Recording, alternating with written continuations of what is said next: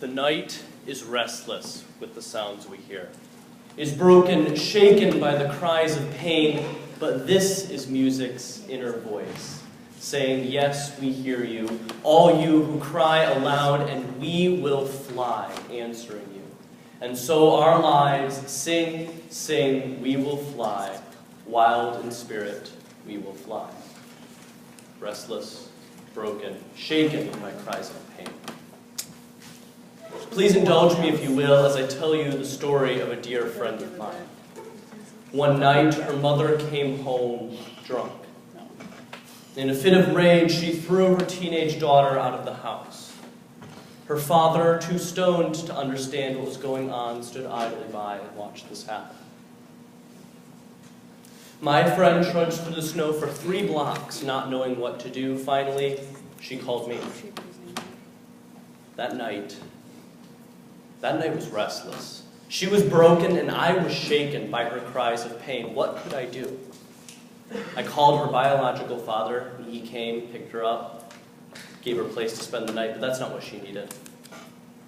Next chance I got to see her, I held her tight, humming, "O Lord, I Need You," the song she sang herself when trials like this abounded. And to me, well, I sang "Abide with Me," to comfort my own troubled heart. In essence, music's inner voice came to us saying, yes, we hear you, all you who cry aloud. A couple weeks later, I got another phone call from my friend. Upon answering, she screamed. She screamed with joy as she told me that she was now living with her dad and that she was finally safe from her previous home. And so our spirits were lifted, wild in spirit, we will fly. What I want to accomplish this morning is to convince everyone here that music is truly the universal language. In order for this to be true, 3 things must follow. 1, everyone must be able to understand this language. 2, everyone must be able to speak it. And finally, it must have true decipherable meaning. To start off here, I'm going to start with an experiment. At least I'd like to call it an experiment, but it can hardly be called that because, well, I know the outcome. What I want everyone in this room to do is to think about a pizza. I want everyone to close their eyes. Everyone here, close your eyes and start building a pizza. I'm going to play something here just to help you focus. Start with a disc of dough. Add some cheese, maybe some sauce.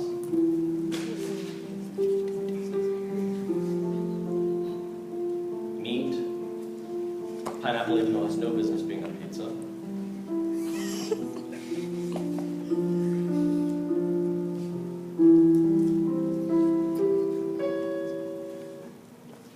Some of these guys in the back popped their eyes right away when I did that, and I heard some chuckles over here. Why? Because they thought I made a mistake.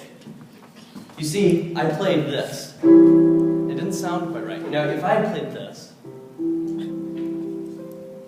you all would have slowly opened your eyes, thinking about that perfect pizza. But because I played one wrong note, you all broke your concentration. Now, most people here don't need convincing that music can appeal to people. But having lived in the world for a few years now, I know there are some people that say that music just doesn't do much for me. Or perhaps, more commonly, a certain type of music doesn't do much for you. This is completely false. Unless you're talking about rap, but that's another conversation entirely. Perhaps you say that classical music, for instance, just doesn't do much for you. Well, as Benjamin Zander puts it, a very accomplished composer, everyone loves classical music. They just don't know it yet. Perhaps there's a certain type of music that you just can't stand. You just can't listen to it at all. Why? Not because it doesn't mean anything to you, quite the opposite. It makes you think and feel things you don't want to think and feel. So, you see, for music to be a universal language, everyone must be able to understand it. Everyone understands that this isn't quite right, this is. No one hears this piece of music and thinks, oh, what a sad piece. What a sad, sad song. And no one Consequently, here's this piece.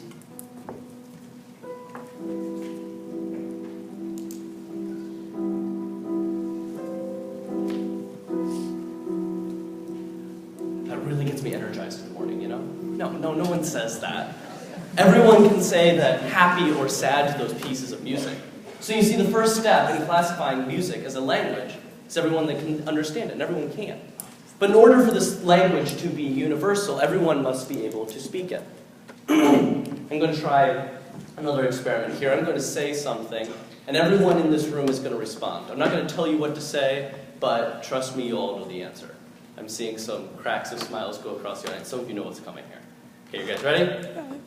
Red Robin! Yum! Ba-da-ba-ba-ba! We are farmers. Or, for some of you, you can think back to your childhood for this one here. The snack that smiles back. Yo, bitch. Now, most, if not all of you, knew those. What's more, you knew what to say or even sing nearly instantaneously after I did. But how? Some of you would say you had zero musical experience, and yet you all responded to a musical phrase by singing yourself. Now, there are three types. There are three types of people that I've had the pleasure of interacting with. First type makes up about 15% of the people here. Those are the people that say, I can sing. You sing with your friends, your family, at school, at church, maybe even on the stage. You can't imagine life without it. And there's another group of you. That make up about 60% of you. That's the biggest group here. Those are the people that say, I can sing, but not very well. Or I can sing, just not in front of other people. You love listening to music, but you rarely participate in it yourself. Then there's one final group. Makes up about the rest of you. Those are the people that say, I'm tone deaf, or I can't sing. Now, two of these groups is valid and one is not. If you are confident that you can sing, great. Your God-given talent is truly remarkable, and I'm happy for you. The next group of you would be surprised. With enough training and practice and dedication, you would be surprised with the ability you have within you that just needs to be cultivated. But no one here is tone deaf, and no one here can't sing. In my first experiment, I proved that no one was tone deaf because you all heard that wrong note. It all made you lose concentration. In my experiment that I just did, you all responded to musical phrases. So you can all sing, but much more. You can even complete a musical phrase. For instance, if I were to play this,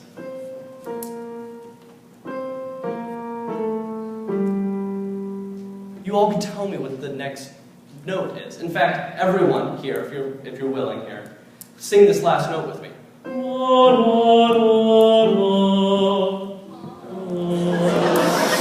I heard some brave souls out there.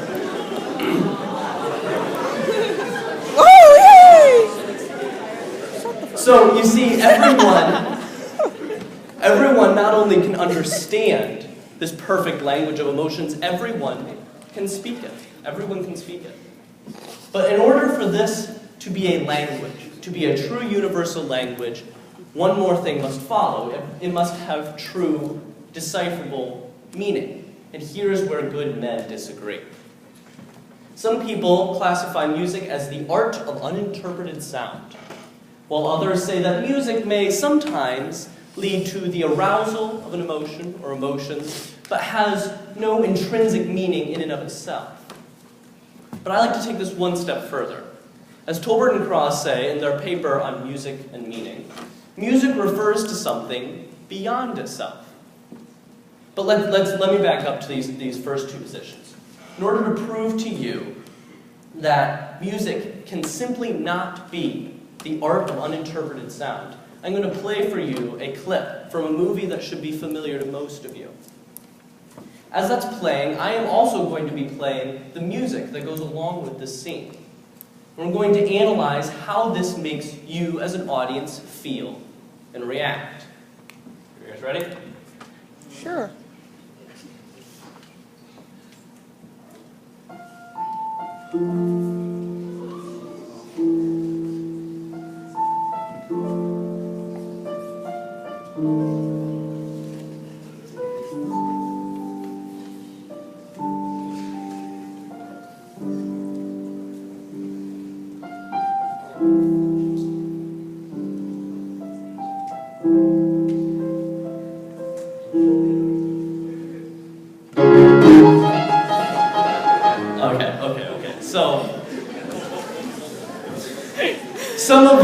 some of you here are going to have some choice words with me after my talk.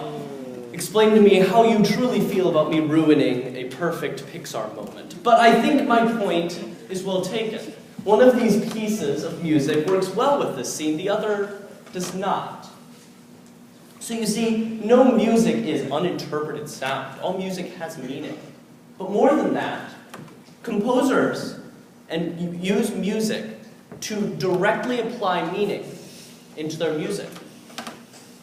They instill this meaning into their music, and they convey it to their listeners. Perhaps you're not convinced. Perhaps you say, David, how can a series of notes, a series of pitches hold meaning? Sure, when there's words to the music, it's easy to find the meaning, but when it's purely instrumental, can that really have meaning? Well, let me tell you a story here. When I was much younger, I was about 5 years old, I went to my first concert. It was an Aaron Copland concert. He's a very famous American patriotic composer, though I did not know this at the time. The music I heard that night, to me, was just music. But afterwards, I remember going to my mom, super excited. I told her about how that last piece had moved me so much. I told her how I'd made up a whole story while listening to this piece. A soldier had died on the battlefield, but his buddies raised the flag and won the battle. It was great. I had specific details for every single note that was there. It was a 5-year-old. A 5-year-old who couldn't speak English correctly and still wrote his fives backwards, correctly interpreted a complex piece of music with ease. In fact, sorry, line. I'm not the only person. Some of you here have specific pieces of music that mean something to you, and perhaps you think of an event or even a fantasy when you listen to them. Music therapy, in fact, harps on this ability, helping folks with advanced Alzheimer's interact with the world around them after listening to a piece of music. Music has such power and drive. It can be used to calm an inward raging storm, to communicate with someone thought to be unreachable, to express joy in something. You can use this music to help you find your voice in a sea of other voices, to help you cope with a problem you have in your life. Perhaps you use this music to express joy or to rally for a cause with your friends, or you can use it when you find yourself thrown out on the street with all love and belonging abandoned. Let music be your inner voice, and let music bring you home. Thank you.